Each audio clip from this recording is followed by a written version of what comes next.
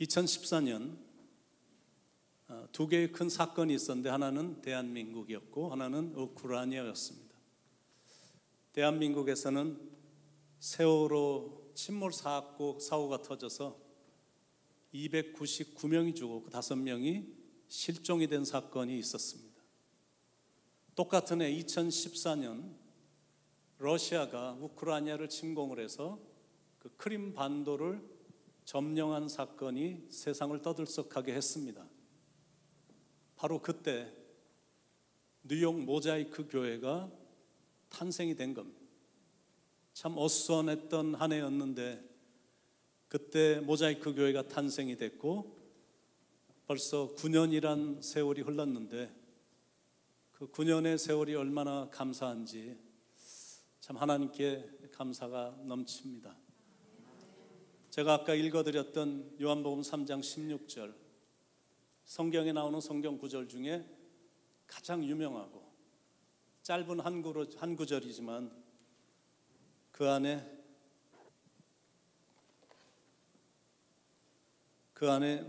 복음의 핵심이 들어있는 성경 구절입니다.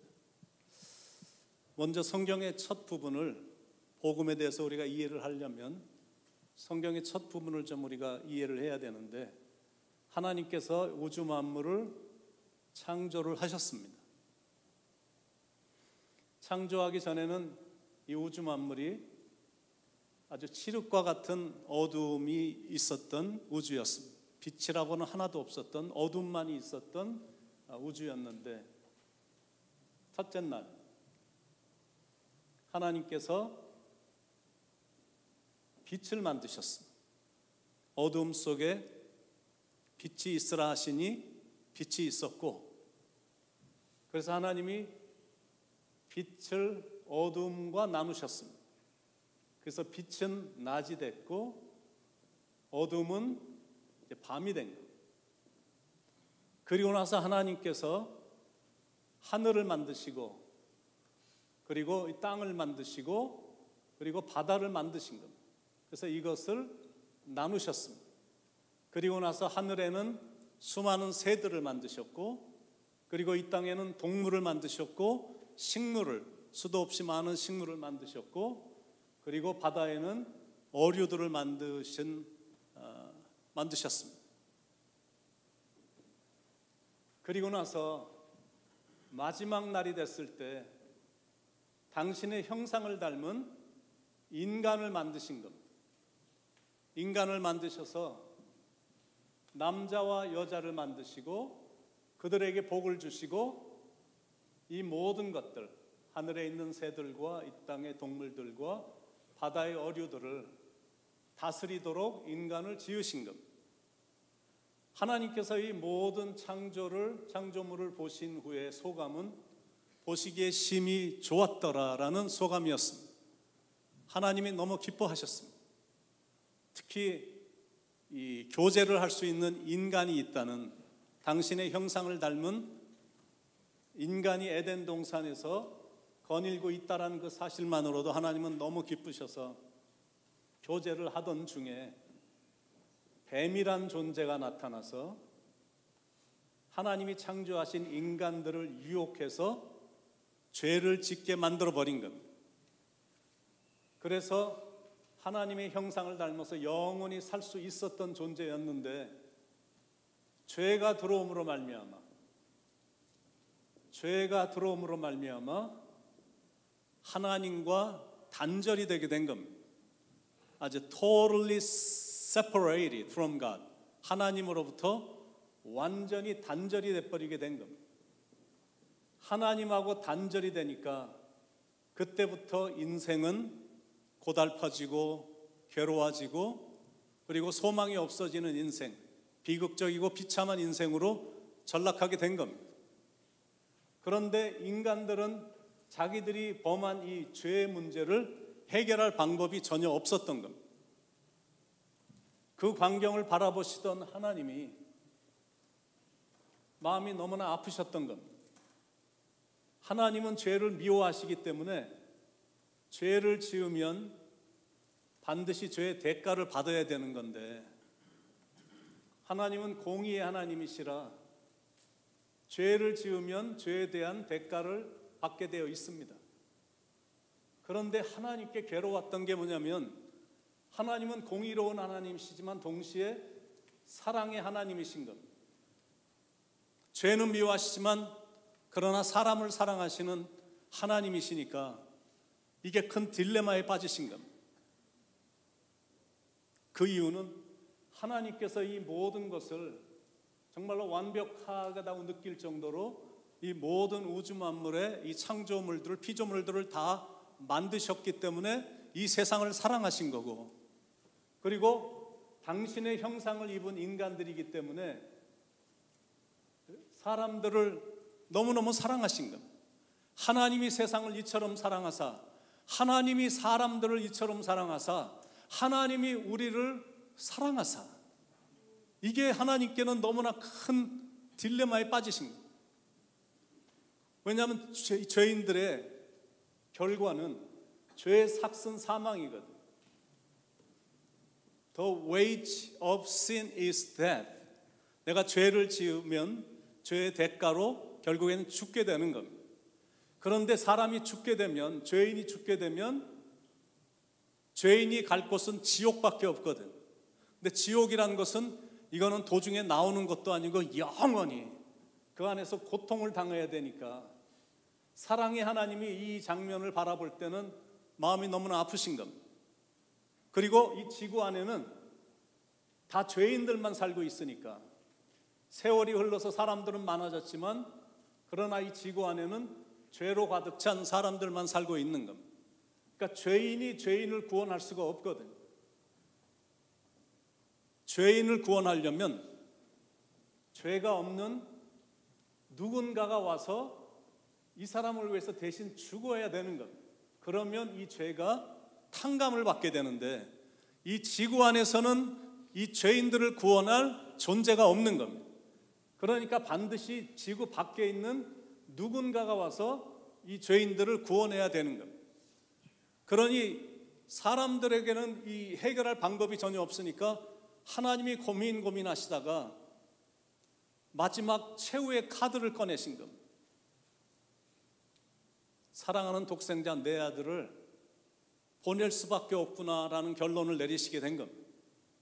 그래서 독생자 예수님을 이 땅에 보내신 거고, 그리고 더 괴로웠던 건 뭐냐면 이 땅에 보내신 것뿐만이 아니라 사랑하는 독생자 아들 예수를 십자가에서 이 죄인들을 위해서 죽게 하는 그것을 결정하시고 그것을 실천에 옮기신 겁니다. 하나님의 마음이 너무나 아프게 아들을 보내는, 하나님이 세상을 이처럼 사랑하사 독생자를 주셨으니, 하나님이 이 세상을 너무 사랑하셨기 때문에, 하나님이 이 인간들을, 우리를 너무 사랑하셨기 때문에 아들을 보내주신 겁니다. 내가 너를 너무 사랑하기 때문에 내 아들을 이 땅에 보낸다. 내가 너희들을 너무 사랑하기 때문에 내 아들을 십자가의 길로 가게 할 것이다. 그리고 내가 너희들을 너무나 사랑하기 때문에 십자가에서 내 아들을 죽일 것이다. 그겁니다. 예수님이 이 땅에 오심으로 이 죄의 문제가 해결이 됐어요. 예수님이 이 땅에 오셔서 십자가에서 죽으심으로 우리가 살게 된 거예요. 예수님이 이 땅에 오셔서 죽고 또 다시 부활하심으로 우리는 부활의 소망을 갖게 된 겁니다. 그만큼 하나님은 우리를 사랑하시는 거예요. 내가 너를 정말로 사랑한다. 그래서 내가 내 아들을 보낸 거야. 내가 너희들을 너무 사랑하기 때문에 내가 너희들을 위해 내 아들 예수 그리스도를 십자가에 죽게 한 거단다. 이게 우리에게 들려주시는 음성이야.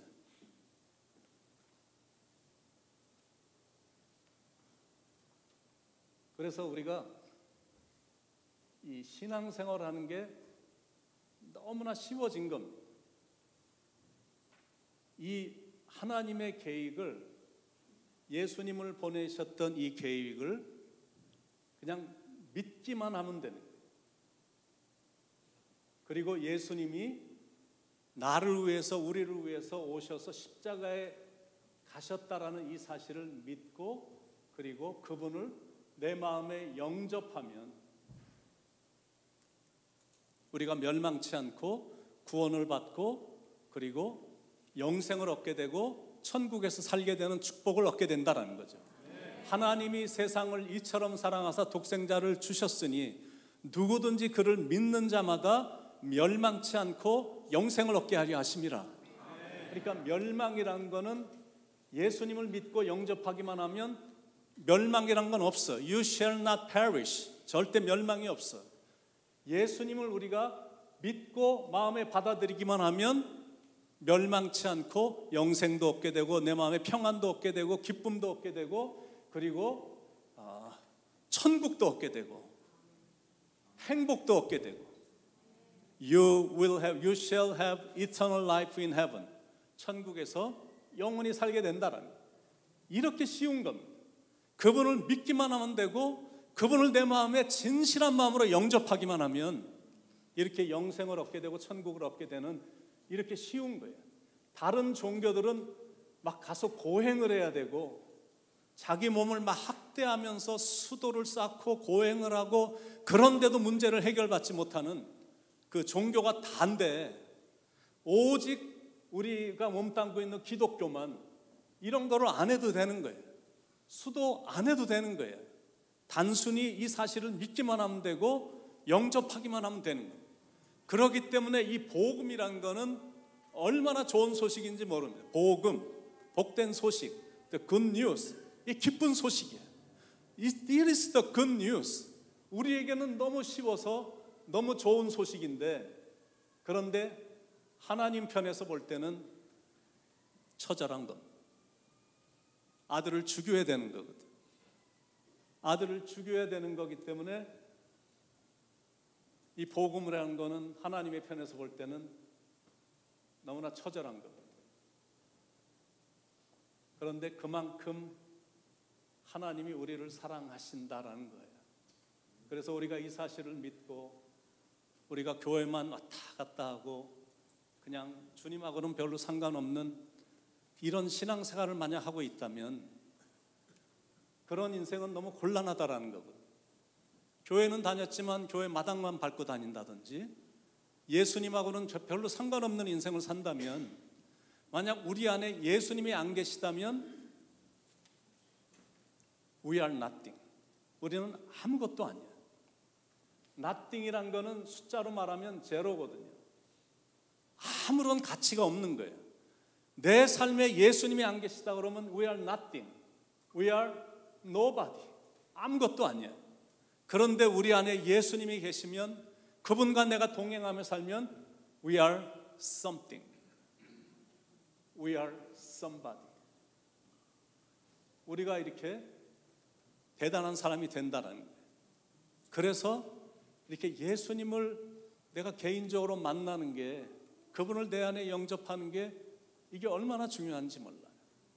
물론 많은 만남이 있죠. 우리가 인생을 살다 보면 부모와도 만나고 배우자하고도 만나고 그리고 친구도 만나고 성도도 만나고 직장 가서 직장인도 만나고 많은 사람들을 만나죠. 학교 가면 교사들을 만나고 이런 것도 다 중요한 만남이긴 하지만 역시 가장 중요한 만남은 예수님과의 만남이에요. 그분과의 만남을 통해 삶이 얼마나 행복해지는지 몰라요. 내일에 대한 소망이 얼마나 넘치는지 몰라요. 예수님을 만나기 전에는 툭 하면 염려가 되고 걱정이 되고 근심이 되고 우울해지고 뭐 이런 것들이 있지만, 내가 예수님을 만나 그분과 동행하니까 염려도 걱정도 그분이 다 짊어져 주시니까, 그분이 다 그리고 동행해 주시며 위로해 주시고 이렇게 해 주시니까 예수님과의 만남이 이 세상에서 최고인 겁니다. 그러니까 빌리 그레함 목사님 옆에서 일생 동안 함께 같이 늙어가며 복음을 전했던, 목사님이 설교하시기 전에 꼭 그분이 나와서 찬양을 했던 조지 베벌리 씨, 그분이 예수님과의 만남이 얼마나 좋았는지 찬양을 지어서 불렀잖아요.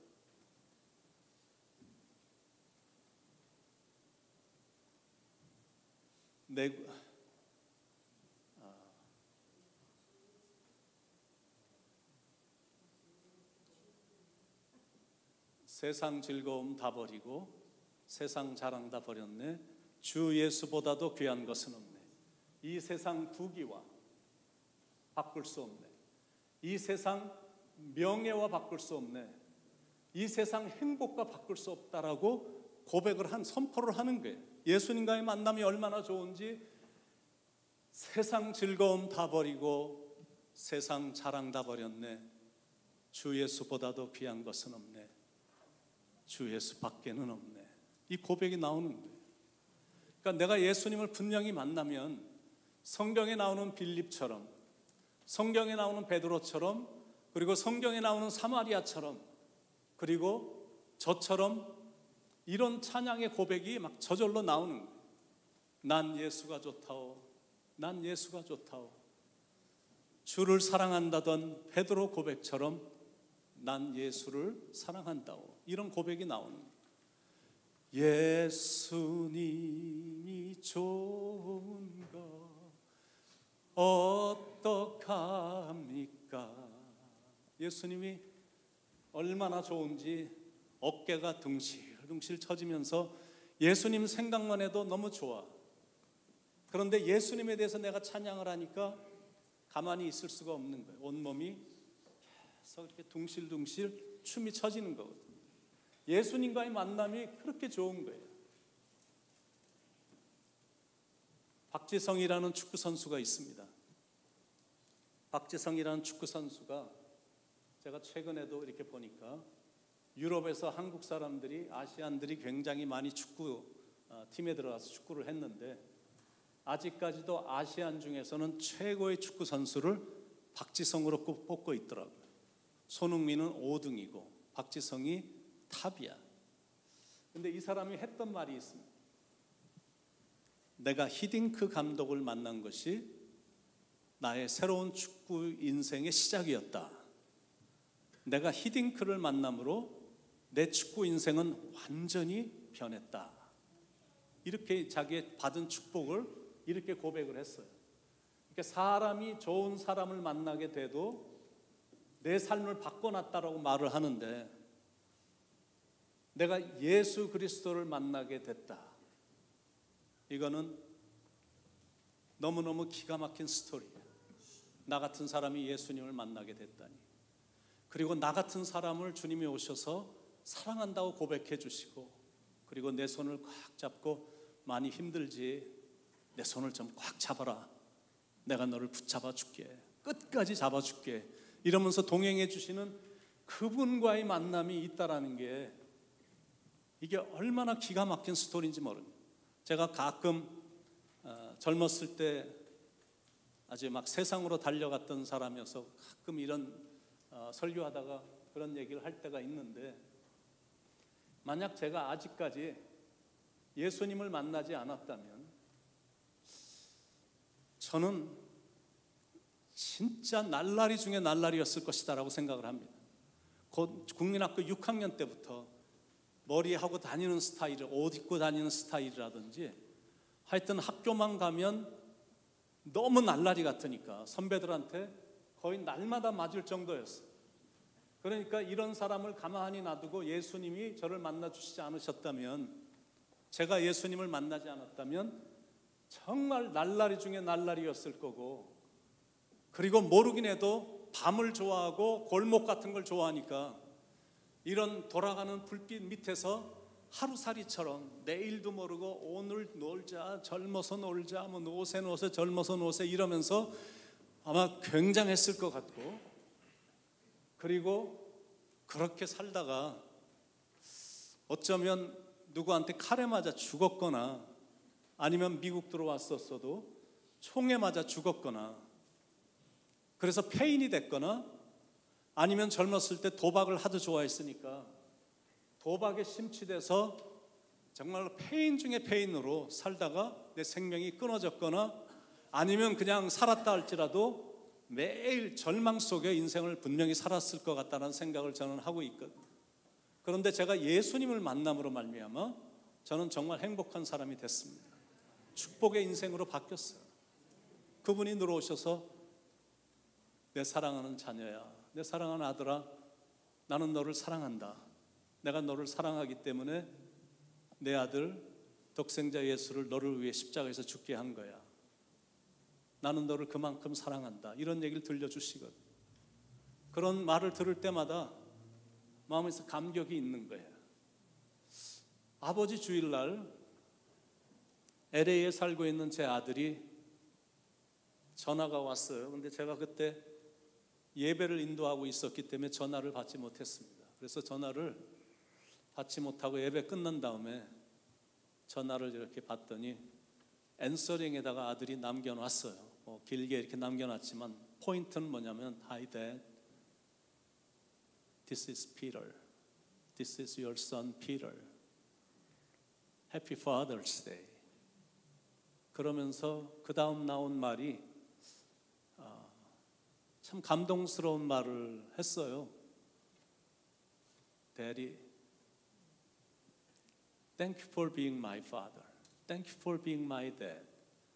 내 아버지가 되어주셔서 너무 감사합니다. 이렇게 앤서링에다 남겨놨더라고요. 그래서 가슴이 좀 뭉클했어. 그런데 실은 그게 저의 기도이기도 합니다. 하나님, 저희 아버지가 되어주셔서 감사합니다. 나같이 부족한, 나같이 자격도 없는 사람을 거둬주시고 저를 아들로 삼아주시고 그렇게 위대하신 하나님이 제 아버지가 되어주셔서 너무 감사합니다. 저 이런 기도 많이 하거든요. 근데 그럴 때마다 하나님이 들려주시는 음성이 있어. 아니, 자격이 없다니 너 무슨 말이야. 내가 너 얼마나 사랑하는데. 네가 아무리 그동안 죄를 많이 졌다 할지라도, 네가 지금 아무리 실패의 인생을 살아간다 할지라도, 네가 아무리 이런저런 잘 되는 것도 하나도 없고 뭐 이런 느낌을 갖는다 할지라도 No matter what, I still love you. 나는 너를 영원히 사랑해. 이 음성을 주님이 들려주시거든요. 그래서 여러분들을 초청하는 거예요. 이런 분이 우리의 마음속에 들어와 주시길 원하시거든. 여러분, 이렇게 자녀들도 이렇게 보니까, 자녀들을 키워보니까 자녀들이 가끔 뭐가 잘 된다는 소식을 들으면 부모니까 마음이 굉장히 좋아. 그런데 자녀들이 뭐가 좀 잘 안 되고 일이 꼬이고 막 어려운 일이 닥치고 막 이런 일이 있다는 소식을 듣게 되면 더 관심이 가는 겁니다. 잘 되면 마음이 좋은데 잘 안 된다 그러면 더 관심이 가. 더 기도하게 되고 내가 더 사랑을 쏟아부으려고 그러고 내가 뭐 조금이라도 있는 것으로 좀 도와줘야 되겠다, 이런 마음이 있거든요. 그게 부모의 마음. 그런데 우리 하나님 아버지의 마음도 똑같습니다. 우리가 하나님 너무 감사해요, 잘 되고 있어요. 그러면 하나님이 너무 좋아하시지만 되는 일도 없고 삶이 너무 어렵고 힘들다고 느끼면 하나님이 똑같이 마음을 아파하셔요. 그래서 막 도와주고 싶어서 막 힘을 쓰시는 그런 게 느껴지는 거거든요. 그래, 어떻게 하면 내가 너를 도와줄까? 어떻게 하면 너를 이렇게 이끌어줄까? 그게 하나님 마음이시거든요. 그래서 여러분들이 얼마나 힘든 인생을 살아가고 있습니까? 특히 우리가 이민으로 들어왔고 언어도 안 통하고 문화도 다르고 그리고 1세잖아요. 2세, 3세쯤 되면 그래도 잘 언어도 통하고 문화도 잘 이해하고 이래서 잘 이겨나가는데 여러분은 1세시잖아요. 그러니까 너무 힘든 거예요. 그러니까 너무 어렵고 마음 아픈 일들이 많은 걸 주님이 아시기 때문에 주님이 여러분들을 초청하시는 거거든요. 수고하고 무거운 짐진 자들아 다 내게로 오라. 내가 너희를 쉬게 하리라. 내가 너희를 쉬게 하리라. 나는 마음이 온유하고 겸손하니 내게 와서 쉼을 얻으라. 내 멍에는 쉽고 내 짐은 가벼움이라. 이렇게 초청을 해주시는 거예요. 주님이 계속 초청하시고, 그래, 내가 모든 걸 품는다. 내가 너를 도와준다. 그래서 우리를 초청하시기 때문에 이 분보다 더 좋은 분은 이 세상에 없거든. 그런데 이분도 마음에 영접하지 못하고 믿지도 못하고 영접하지 못하면 우리의 인생은 한없이 어두워지는 거예요. 인생이 어두워지다가 어느 순간 갑자기 내 인생이 끝나는 날이 오게 될 텐데, 어두운 인생을 살다가 갑자기 내가 인생을 떠나게 되면, 이 땅을 떠나게 되면 그때는 비극이잖아. 예수님을 믿지도 않았고 영접하지도 않을 때 죽었으니 죄의 삭은 사망이고 죄인이 갈 곳은 지옥밖에 없으니까 이것처럼 비극적인 것은 없거든. 그래서 초대하는 겁니다. 내가 너를 정말 사랑한다. 내가 너를 너무너무 사랑해서 내 아들을 십자가에서 죽이기까지 했는데, 아니 이것보다 더 기대하는 것이 뭘 또 다른 거를 원하느냐. 내가 너를 이만큼 사랑하는데. 그분을 믿으시고 그리고 마음으로 영접할 수 있는 시간이 될 수 있길 바랍니다. 오늘이 특별히 창립일이기 때문에 제가 복음에 대해서 여러분에게 설명하는데, 오늘이 디데이예요. 우리가 예수님을 영접하면 우리의 인생은 정말로 행복해질 겁니다. 그런데 우리가 끝까지 예수님을 거부하면 우리의 인생은 한없이 처절해지는 거예요. 바라기는 여러분이 오늘 예수님을 영접하는 이 기회에 예수님을 영접하셔서 염려 없는 정말로 행복한 주님과의 아름다운 동행이 여러분의 삶에서 이어질 수 있기를 간절히 축원을 드립니다.